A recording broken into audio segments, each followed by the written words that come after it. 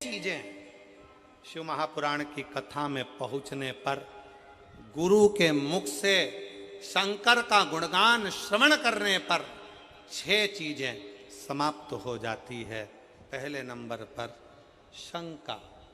जब गुरु कथा के माध्यम से हमारे भीतर की शंका को समाप्त करे तो समझ लो गुरु शंकर हो गया। गुरु शंकर। फिर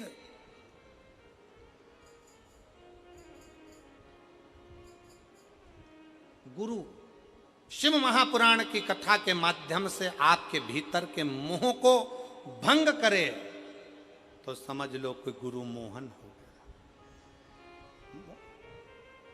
मोहन मिल गया।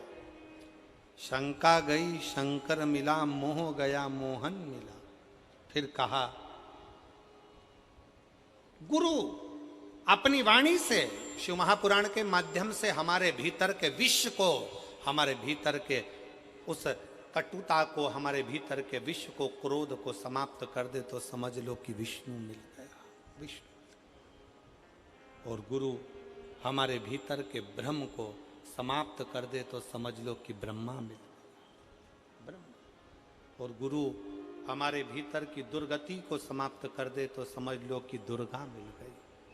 और गुरु हमारे भीतर के गुरूर को, हमारे भीतर के गुरूर को, हमारे भीतर के अभिमान को समाप्त कर दे तो समझ लो कि कोई गुरु मिल गया।